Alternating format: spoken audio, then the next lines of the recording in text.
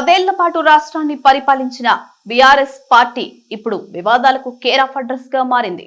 Kaleshwaram project మొదలు భూపాలపల్లి జిల్లాలో జరిగిన హత్యోదంతం వరకు బీఆర్ఎస్ పార్టీపై ఆరోపణలొచ్చాయి. గత అసెంబ్లీ ఎన్నికలకు ముందు కాళేశ్వరం ప్రాజెక్టులో భాగమైన మేడిగడ్డ, అన్నారం, సుందిల్లా బ్యారేజీలకు డ్యామేజ్ ఏర్పడింది. అప్పటి నుంచి బీఆర్ఎస్ పార్టీకి దెబ్బలు తగులుతూనే ఉన్నాయి. ఇక ఫోన్ ట్యాపింగ్ వ్యవహారం రాష్ట్రాన్ని ఏ స్థాయిలో కుదిపేసిందో తెలిసిందే.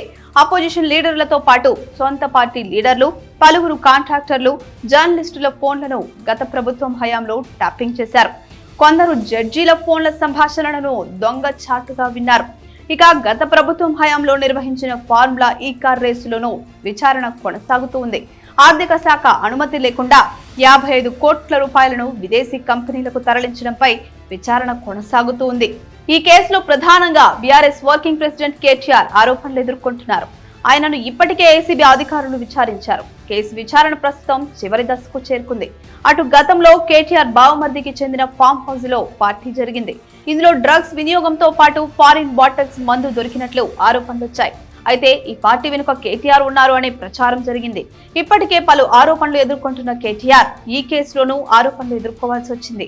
అలాగే రాష్ట్రంలో డ్రగ్స్ వినియోగం పైన బీఆర్ఎస్ నేతలపై పలు ఆరోపణలు వచ్చాయి.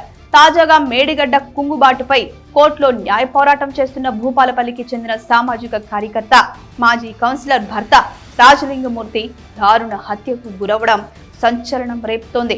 భూ వివాదాలే రాజలింగమూర్తి మర్డర్ కు కారణమని ముందుగా భావించినా ఇందులో బీఆర్ఎస్ నేతల ప్రమేయం ఉందని ఆరోపణలు వచ్చాయి. రాజలింగమూర్తి భార్య కేటీఆర్ పేరును ప్రస్తావిస్తూ మాజీ ఎమ్మెల్యేపై ఆరోపణలు చేసింది. బీఆర్ఎస్ నేతలే తన భర్తను హత్య చేశారు అని సంచలన వ్యాఖ్యలు చేసింది. ఆ వీడియో కాస్త సోషల్ మీడియాలో వైరల్ అయింది. దీంతో మరోసారి బీఆర్ఎస్ డిఫెన్స్ లో పడినట్లయింది. ఇవన్నీ ఒక ఎత్తైతే ఈ 14 నెలల కాలంలో బీఆర్ఎస్ పై వస్తున్న ఆరోపణల్లో కీలక వ్యక్తుల పేర్లే ప్రధానంగా వినిపిస్తూ ఉండడం పార్టీని కుదిపేస్తోంది. కాళేశ్వరం అంశంలో కేసీఆర్, హరీష్ రావు పేర్లు తెరమీదకొచ్చాయి. ఫోన్ ట్యాపింగ్ అంశంలో హరీష్ రావుపై ఆరోపణలున్నాయి. ఇటీవలే ఆయన పిఏను సైతం పోలీసులు అరెస్ట్ చేశారు. మరోవైపు ఈ ఫార్ములా కార్ రేసులో కేటీఆర్ ఆరోపణలు ఎదుర్కొంటున్నారు. ఫామ్ హౌస్లలో పార్టీలపైన ఆయన పేరే ప్రముఖంగా వినిపించింది. ఇక ఇప్పుడు రాజలింగమూర్తి మర్డర్ విషయంలోనూ కేటీఆర్ తో పాటు మరికొందరు పేర్లు వినిపించడం క్యాడర్ ను ఆందోళనకు గురిచేస్తోంది. Please subscribe to the channel and download the Politicos app from the links in the description.